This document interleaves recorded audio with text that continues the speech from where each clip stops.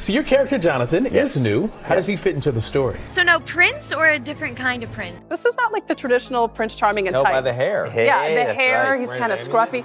He has a hoodie. All of Andrew's scenes could get cut. Who knows? Who the hell are you to say all of Andrew's scenes could get cut? Like, who are you? Oh my God. Are you Disney? What is the premise? What is the story? It's a love story. Jonathan, he's been taught by the world around him that you have to think about yourself, you have to survive, and that's basically it. A lot of people will assume it's a love story just because, like, we cast a guy in the movie. Right. Andrew Burnap, great dude. So the two stars hate each other. She possesses this childlike wonder, but also this self-assuredness. She's not going to be safe with a prince, and she's not going to be dreaming about true love. Or what? They're leaning into woke.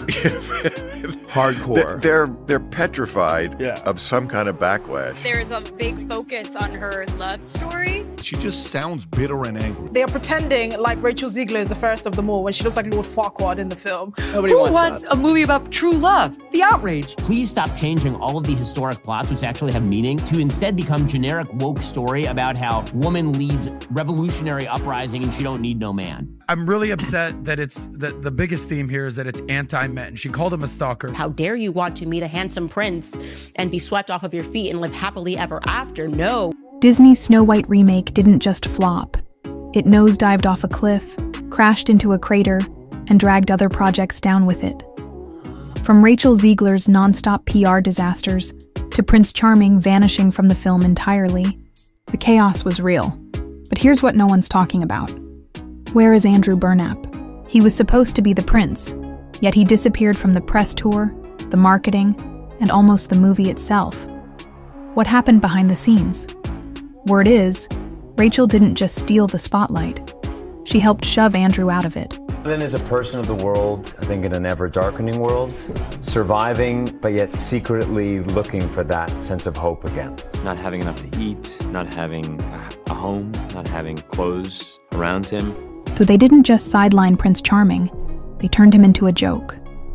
Fans were stunned. And apparently, so was Andrew. Weird. No wonder he avoided press appearances with Rachel. He didn't want to be associated with how the character was written, or rewritten into oblivion. I'm Rachel Zegler. And I'm Andrew Burnap, and we're from Disney's Snow White. Let's get started. Don't forget to get your tickets for Disney's Snow White in theaters March 21st at Cineplex.com. Let's talk red flags. Rachel Zegler and Andrew Burnap never did a single interview together. Not one. Their press tour looked like a breakup. Rachel did Good Morning America on March 20th, and Andrew showed up solo the next day. They were kept apart like exes at a wedding. And Andrew didn't even attend the film's red carpet premiere, his biggest movie role, and he skipped it.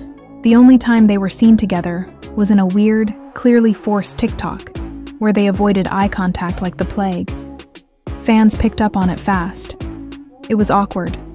Painfully awkward. Firstly, outraged by Rachel Zegler speaking ill about the prior film. And it's such a weird thing for their whole pitch as feminists to be is like the best thing you can strive to be as a man. Everything will be great once we just act exactly like men. There's nothing special about being a woman. Let's just be men. It just doesn't feel like we're winning. And it gets worse. Andrew Burnap's role was nearly erased from the final cut. Entire scenes gone. But what is this process now where it's like in order to be inclusive, you have to completely destroy storylines, completely destroy franchises? I don't believe in that. I don't think that consumers believe in that either. Rachel openly mocked his character during interviews. At one point, she even joked that all of Andrew's scenes might get cut. Imagine hearing that after landing your first major Disney role. And the way she downplayed his importance made it obvious. She didn't think Snow White needed a prince. Or wanted one. Doesn't like the prince. She thinks she should get paid more because she has to wear that dress. She should get paid for streaming. I mean, talk about biting the hand that feeds you. She comes off as an insufferable, whiny brat, and that's why people are so annoyed. Beyond just them inserting feminism, I think we expect that at this point. But why do you have to mess with a classic, especially with someone who doesn't even seem to like her own character? Insiders now say Andrew was furious. He went from being billed as the prince to barely showing up on screen, and then had to sit back while Rachel trashed the original love story in interviews. I try to think back to like 14-year-old Andrew who just wanted so desperately to make this his life. And I'm overwhelmed with gratitude and joy. And I think I'm always just trying to learn how to get better. It's very good for people to learn that women need men, and also that men need women. I don't know why this fell out of fashion, and we're not allowed to just say that sort of stuff anymore, but it actually happens to be the truth. People close to the situation claim Andrew privately blames Rachel for wrecking the movie's rollout and turning what should have been a breakout moment into a total embarrassment.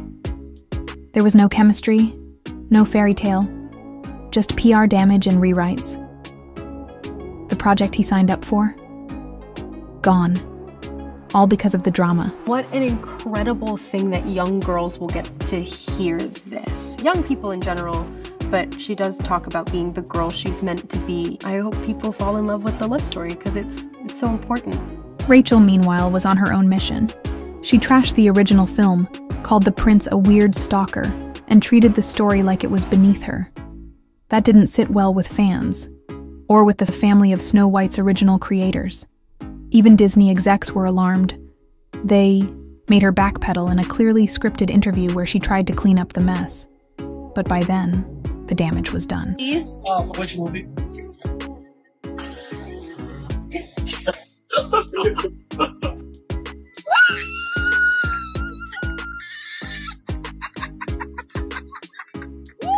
The final humiliation? Empty theaters. Rachel tried to save face by going to see the film herself, but the theater was basically empty. The video went viral and sparked a trend of people filming desolate showings. A disaster in real time. That's beautiful. Snow White suffered the worst second week, drop of any Disney live-action remake, a 66% crash. Critics slammed it, audience scores tanked, and Disney lost around $250 million. The fallout was massive. Insiders say Disney immediately canceled the planned Tangled remake in response, terrified of more backlash. Word is, they were about to cast another woke lead and knew it would ignite another fan revolt. And then, things really exploded. Rachel clashed with co-star Gal Gadot after tweeting support for Palestine, just as the Snow White trailer dropped. While knowing Gal is an Israeli ex-IDF soldier, Gal started getting threats. Disney brought in extra security. And still, Rachel didn't stop. She even attacked Trump supporters on social media, writing, "May Trump supporters and Trump himself never know peace," before deleting it. Disney went into full panic mode. Again. They cut Rachel's press tour, assigned PR babysitters, and tried to keep her off social media. She reportedly considered suing them for wrongful termination. Meanwhile, the studio began quietly freezing her out. So, what are we left with? A $250 million crater, a missing prince, a princess who couldn't stop causing controversy, and a studio desperately trying to clean up the mess.